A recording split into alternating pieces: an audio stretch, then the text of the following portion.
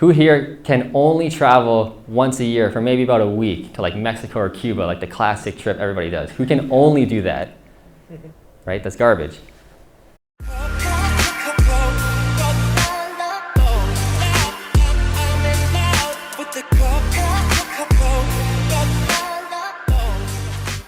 What's up, fruitful investors? It's another vlog video because we're heading down to OREC at the Ontario Real Estate Conference, where I'll be talking both days about some sweet, sweet topics. So let's get to it. I once had a dream, so I got nothing to the city.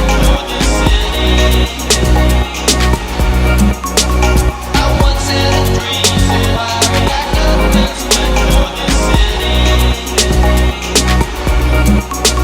I once had a dream, so I got nothing to the city.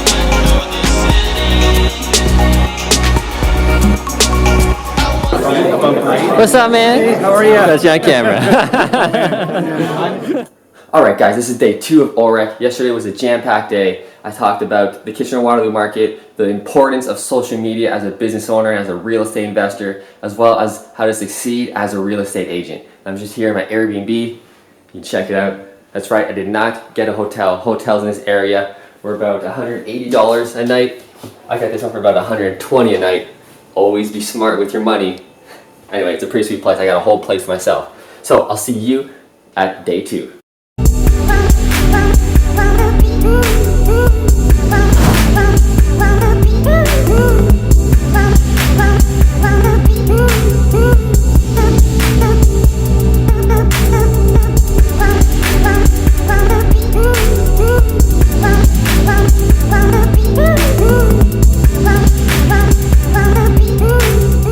We had a competition, a race to 500 subs. He beat me to it, but I beat him to 1,000. So yeah, so Matt, if you want to come on up, give you the mic and yep, the button and do your thing, man. All right, so how's everybody enjoying the weekend? Doing a good weekend. Give a round of applause to Matt and Jeff putting on such a great weekend. It's been awesome. So who here is interested in attracting more money and more joint venture partners so you can buy more property? Raise your hands. Everybody in this room should have your hands up because your primary focus as a real estate investor is to attract more money so you can buy more properties so you can achieve your financial goals faster. Problem is, the majority of real estate investors are going about joint venture completely wrong.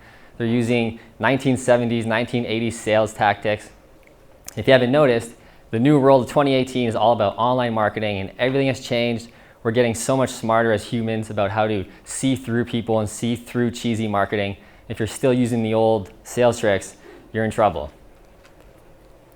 So most real estate investors also look like this, where they're working in their business rather than on their business. And this is the case for even just business owners in general. So what I mean by that is that they're changing toilets themselves, they're chasing tenants for rent, or they're chasing their tenants for rent money. They're doing all these things rather than working on their business. So they're just stuck doing all the stuff they shouldn't be, that should be system based. So hiring out to property managers, hiring a bookkeeper, having a realtor who specializes with investors to find you the properties, because most investors are looking for their own properties and just wasting way too much time working in their business rather than on it. So I'm going to teach you actually in this presentation how to attract money to you rather than going out and pitching for deals, because the old strategy or the old saying is, if you have a good deal, the money will come. Right? If you find a good enough deal, the money will come, no problem. That's not always the case. And yes, it does work sometimes. And it is a decent strategy, but wouldn't it be a better strategy if you had joint venture partners lined up in your back pocket at all times, ready to do a deal? The second you find a deal, I can bring one of my clients or one of my partners, and 1, 2, 3, or 5 of them will want to do it right away. That's the way I like to do my business rather than pitching for it. So before I get into this presentation, I just want to say that I'm going to go through the content a little quickly because I really want to get to the Q&A. I think I can bring more value on one-on-one coaching. That's what I really like to do, rather than just standing up here talking at you, which is fairly awkward. So that being said, let's get into it. So have you ever looked like this guy before, where you've had the money, you wanted a deal to purchase, but you had no money to buy it, right? This happens all the time. Or maybe you have the money and you want to grow your real estate portfolio, but you can no longer qualify on the mortgages anymore. Now this typically happens when people own about 3 to 5 properties in Canada. That's when people start hearing no from the banks. Who here owns about 3 to 5 properties in their name? Are you starting to feel the struggle from the banks saying no? Right, so this is where joint venture attraction comes in. So you want to buy properties, as many as you can in your own name to kind of prove yourself, prove your name, and then you really want to quickly refocus to joint venture attraction. Or maybe you found a great deal that made perfect sense. It cash flowed like $500 on day one. The ROI was great. All the numbers were fantastic. You brought that deal to some partners and they still said no. Who's been in that situation? I have a ton of times. But the deal made total sense and you're looking at them like, what the hell is wrong with you? It makes perfect sense. And they still said, yeah, not really. I don't want to do it. That's the most frustrating. So what you're going to learn today is how to get partners to actually throw money at you and have them come to you, and how to properly pitch partners, which I'll talk about in a bit. We're not really pitching anymore, but how to do that properly and what to avoid. And what you're not going to learn in today's presentation is how to structure your joint venture agreements, which is probably what everybody here was probably most excited for. What clauses am I going to use? How can I sneakily throw things in? How do I structure the agreement? And this is, again, the wrong focus. You're focusing on the wrong thing. How do we do a joint venture agreement when we have a partner lined up? Shout it out. How do we get a joint venture agreement made? Lawyer. Get a lawyer, exactly. Hire an accountant, hire a lawyer, get them to do the joint venture agreement. People are putting too much focus on this and it's stopping them from actually going out and raising money. It's very easy.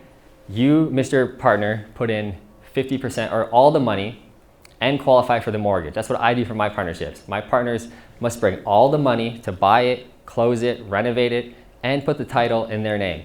I then manage the whole deal for the whole 5 years we own it. And then we do a 50-50 profit share. That's it. That's all you need to know. You take the rest to your lawyer or your accountant to draw up the joint venture agreement. It's about $1,500, $2,000 on average to do an agreement. That being said, I know a lot of you are probably going to get stuck up on this, that I didn't tell you my sneaky clauses or how I structure it. So that being said, at the end of this presentation, I'll give you my email. You actually email me, and I'll email you my joint venture agreement for free that I paid $2,000 for. So I really want you to focus on what I'm going to teach you on how to get the money. That's the most important thing. This is easy shit. I'll send you that for free. So why listen to me in the first place? This is a quick introductory about myself. Bought my first property at 22 years old, right after high school. I started my apprenticeship as a carpenter, and I had my own business renovating properties strictly for real estate investors. That's all I did. Fast forward now, I now have 14 rental properties with a portfolio of buy and hold over $5 million in real estate. Like I said, I'm a carpenter by trade, and I am now a realtor still specializing solely with real estate investors in Kitchener, Waterloo, Cambridge. I do not sell the regular home to the home buyers and home sellers. 100% of my sales are real estate investing. That's all I do. So enough about me, let's get into it. What business do you guys think you're in? Shout it out. Real estate. Flipping, RTO, buy and hold. Those are all the things that most people would say, right? That's what I do. I would argue you do those things. You do flipping, you do single family, you do buy and hold, but the business you're actually in, when it really comes down to it, is marketing. You probably heard me talk about this a lot yesterday. If you're here yesterday, I really believe in this. You are not a real estate investor. You are not a realtor. You are not a plumber, whatever business you're in. Number one, you're actually a marketer.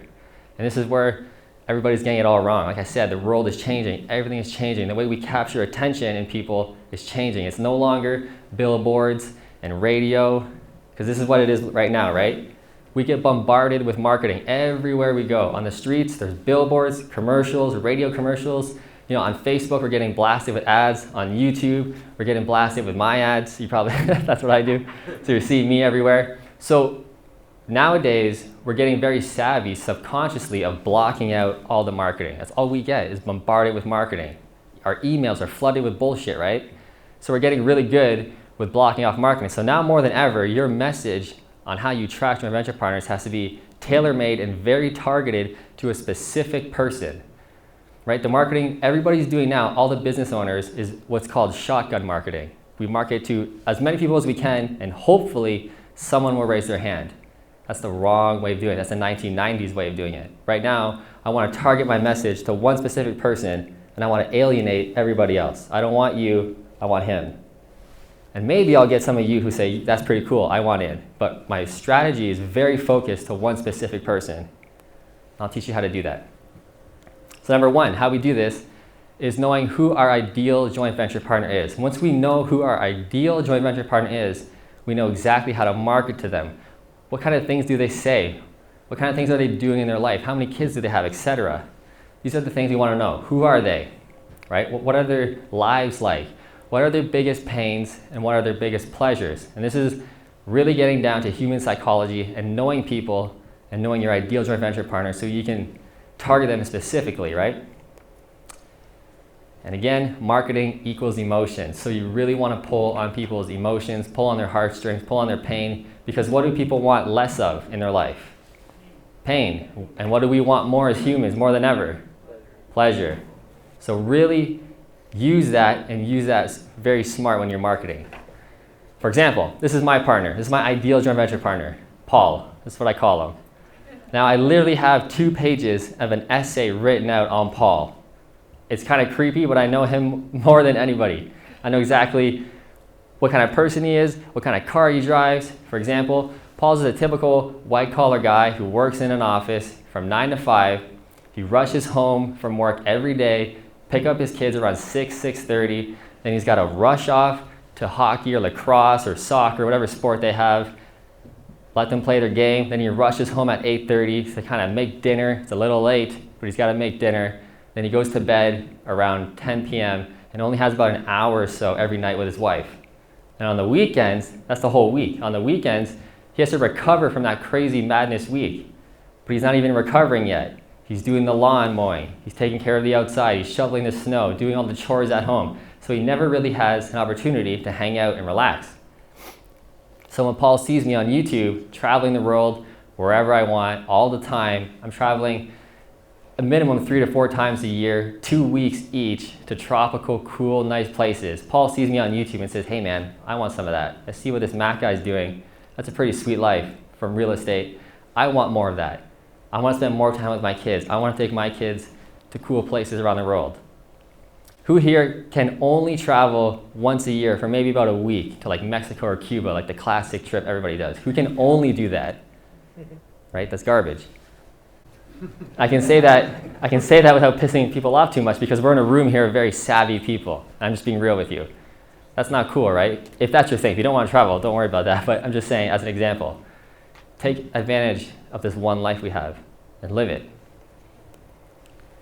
So what most investors do when we find a deal, the whole find the good deal and the money will come strategy, is we get all the pie charts, all the bar graphs, we get the ROI, it cash flows this much. Hey man, the cash on cash returns like crazy amount of percentage, take my deal. And your ideal joint venture partner is looking like this because they don't get it. You're talking about left brain shit, which is a problem a lot of real estate investors have. We're very left brained, very numbers, very just breaking down things too much. And our partners look like this. For example, I don't know London very well. I'm from Kitchener. I know London a little bit. So if anybody here would bring me a deal from London, you would tell me all this stuff. Hey Matt, it cash flows $400. Check out my pie charts. You know, all this crazy stuff. And I would get it as a real estate investor. I understand what you're talking about, but it's still not really, it's like, yeah, I don't know. I don't really want to do it. However, and that's someone who gets all this kind of stuff. Imagine just a regular Joe out there. However, if you came at me with this shit, maybe I would do a deal with you. See, I love traveling to tropical places, like my whole passion. I love eating coconuts on the beach. I literally travel across the world to find rare fruits in Hawaii, going back in January. I love making travel videos. That's the real me. The guy here on stage is just a real estate investor. I'm good at it. I can make money all the time. That's great, that's cool. But that's the real reason why I invest in real estate. So if you came at me with a deal or you marketed directly at me on Facebook or YouTube, and you said, hey Matt, if you do this deal with me in London, I'll get you in Costa Rica for 3 months a year in the next 5 years when we sell this deal. I'll be able to get you there 3 months a year. If you do 2 deals with me, I'll get you there 6 months a year. If you do 5 deals with me, maybe I can get you to live there for a whole year, 12 months a year, you can live there full time. Now I'm gonna give you my money. Now you're pulling to me, you're talking to me. You're not just talking about bullshit numbers and graphs. I don't care about that. That's what I care about. And same thing with your ideal joint venture partner. They don't care about the numbers. They'll tell you they do. They'll come to these seminars and talk to you outside and say, yeah, I really want cash flow, $500. That's not really what they want. Trust me, that's not what it's going to get them to give you the money. This kind of stuff is. So how we do this, how we track joint venture partners, is by positioning ourselves as the experts. So look at Beyonce. She knows she's the best. She knows she's the queen. She's fierce. That's the attitude you need to have. You are the expert in your specific area. And how we do this is by specializing in one niche. Now, when I started off, I only did single family real estate. Now I'm kind of branching off into bigger multifamily and straight flips. But I started just single family and I branded myself as a single family expert. So if anybody wants to know anything about single family, that's me. Most of my portfolio is single family. I know how to do it over and over and over again. I can make money in Kitchener single family any day of the week. And people know that from my YouTube channel, my marketing. The next step is to be a local expert. So become a flipping expert in Hamilton, or a multifamily duplex expert in Barrie, Ontario, or whatever. Once you position yourself as the expert in a local area, now you're really going to attract money because you're positioning yourself as an expert and the authority you have to say how to do the strategy, right? That's what people want. The reality is, without sounding too arrogant, people don't want to work with losers, right? People want to work with winners. I'm not saying losers as a person. People don't want to lose money in real estate or with their finances. So you need to be a winner and position yourself as that winner. And last but not least, we show our success. We want to show people how we've done it and how we're going to help them do it. And we do that with online marketing. So you want to give free content. This is the age of free content. So blogs, this is how I started off. I wrote a ton of blogs on single family real estate investing in Kitchener, like dozens of blogs. Then I took all those blogs and I put them into a book. And I gave the book away for free. And when you sign up for my book, you're on my email marketing. And I don't spam you or send you bullshit. I send you free tips every single week, even more free content. Right? So my partner's getting really educated on my program and how I do it, my strategy, and I'm easing them into it. I'm educating them on it, but without putting it right in their face and asking for money. It's kind of like the jab, jab, jab, right hook, like Gary Vaynerchuk. Give, give, give, give, then ask. I'm giving a ton of free value. But last but not least, the best and most powerful way to do online marketing is videos. If you're a real estate investor or a business owner, period, and you're not doing videos in 2018, you're going to be left in the dust. It's just the way the world is going. You must be on camera. The authority you get on camera is insane, more than the books. When I wrote the books, that literally changed my life, changed my business as a realtor and as a real estate investor. When I started doing videos, it was like insane growth, because when people see you on a screen, it gives you instant authority. I don't know what it is, but when they see you on TV, you just get instant authority. But when you actually know what you're talking about and you have success, it's even way more, right? So don't be cheesy or not educated about what you're talking about. Actually give free value. And when they see that, you're definitely going to get people coming to you, raising their hands. Because that's why I want my joint ventures. All my partners, all of them, every single one I've ever had has come from YouTube. So I want to make that very clear. All of my joint venture partners have come from YouTube. And as a realtor, I can comfortably say 95% of my clients have come from YouTube. That's how powerful it is.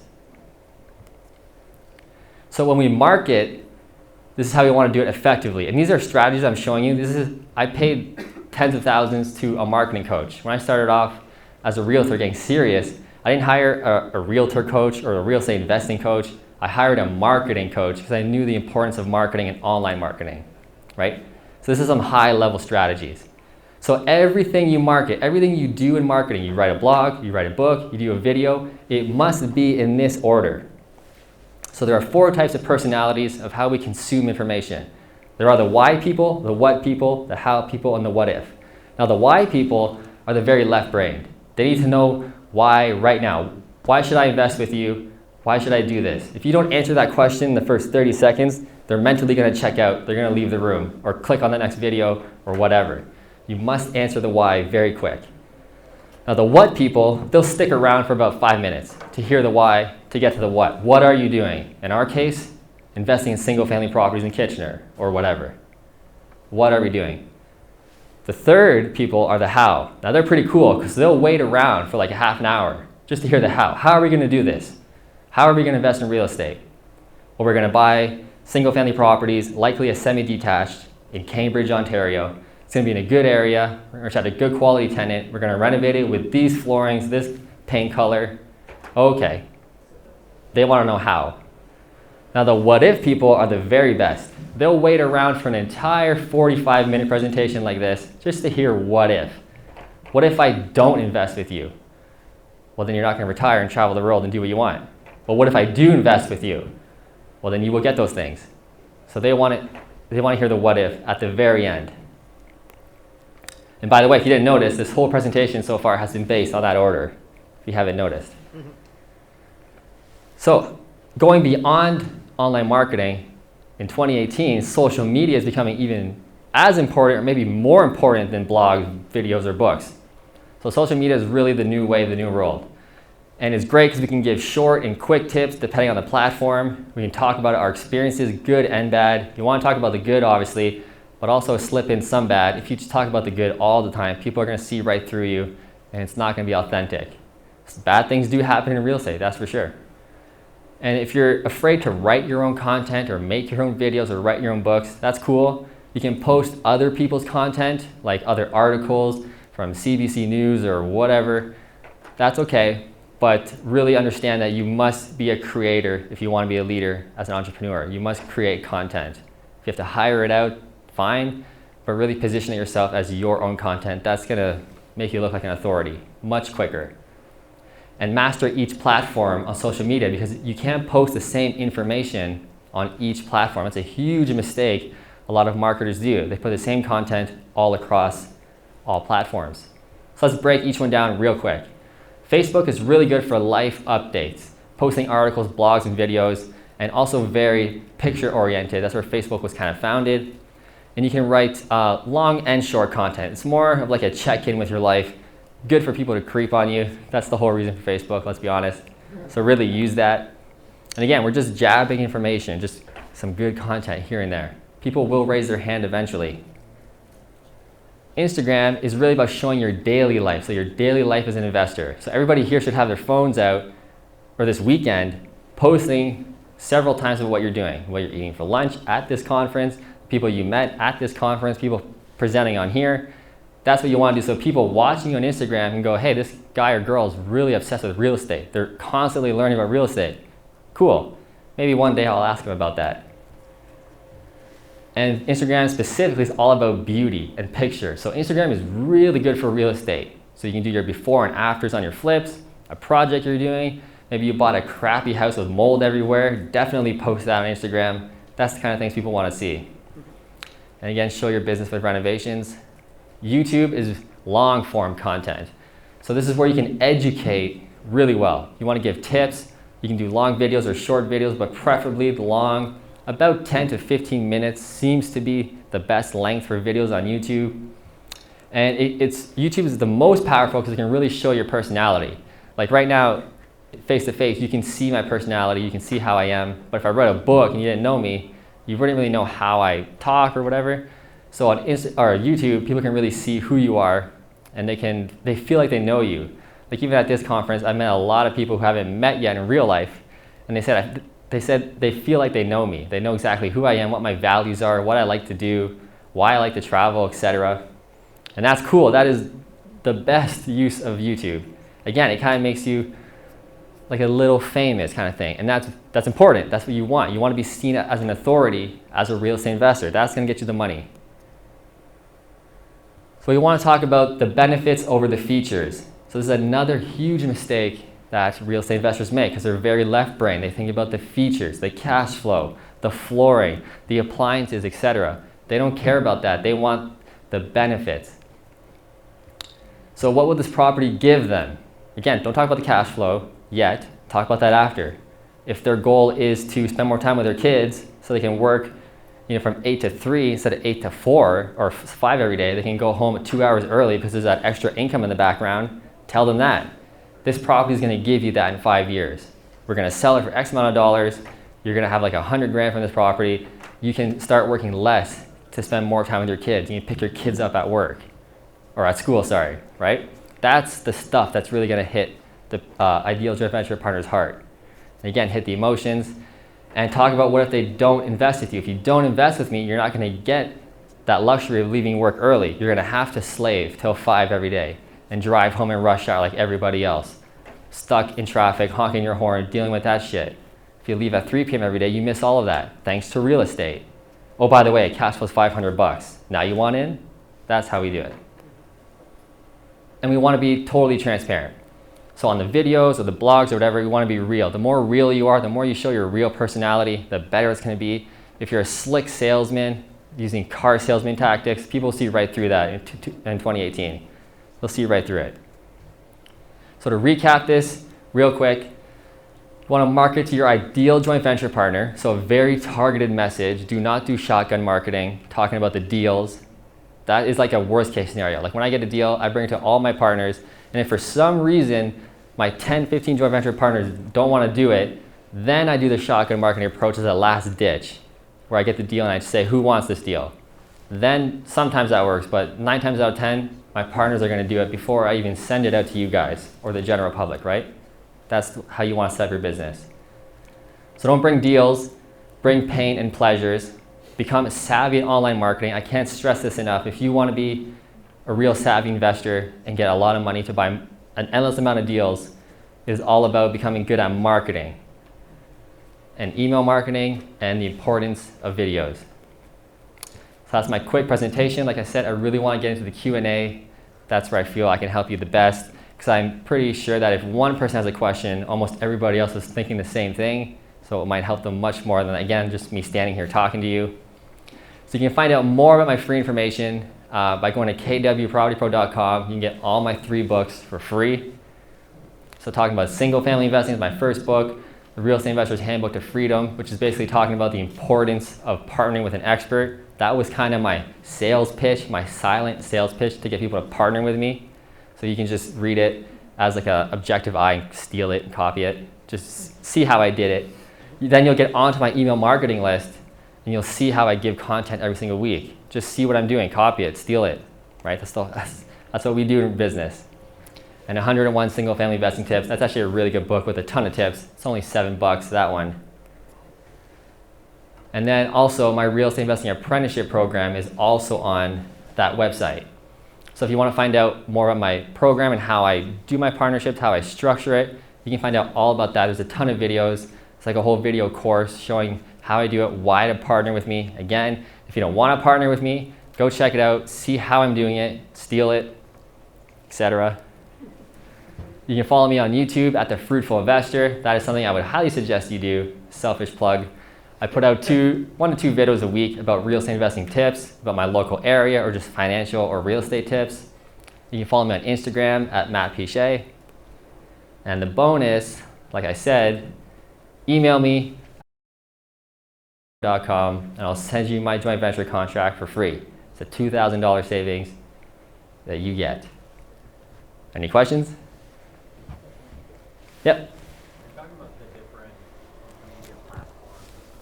One thing you didn't touch on is Snapchat. Do you use Snapchat? And if you do, what is it best used for? I personally don't use Snapchat. I don't know why. Maybe I should look into it more. However, with Instagram stories, Instagram is much more popular. I feel like they're really taking on Snapchat by doing the stories. So I don't really see the point of Snapchat now that Instagram is so much more known and is doing pretty much the same thing. Again, that might be a stupid thing to say, but it works for me. And you can't be on like a ton of platforms all at the same time, right? Unless you hire a social media manager like Peter and Matt, right? You can hire them to do your business. I don't have the time for that, so definitely hire them if you want to really dominate the market. But for me, I really say you should dominate 1 or 2 platforms. So for me, it's YouTube and Instagram. I used to be very heavy on Facebook. I dropped Facebook totally for now because YouTube and Instagram is really helping me build my business. Matt had a question? And I was just going to say about Snapchat, the biggest drawback of Snapchat that I can see is it's extremely hard to discover someone. So it's only going to be people that already are aware of who you are and what you're doing that will be following you on Snapchat. Where Instagram, I can discover you through your stories. So if you're using that geotag for London, Ontario, and I'm cruising the London, Ontario stories, I can see what you're up to and stumble upon you. Same with YouTube. I can type into YouTube real estate Kitchener, Yeah. And that's going to pop up as one of the first results, where it's extremely hard to discover someone on Snapchat. Snapchat's much more of a closed ecosystem. Yeah, exactly. Snapchat is for teenagers. Yeah. Yeah. Phil? So I'm a guy with 3 properties. They're in my own name. Yeah. I can't get any more, so I'm wanting to join a venture with people. Am I ready to jump onto social media and say, hey, this is what I'm doing?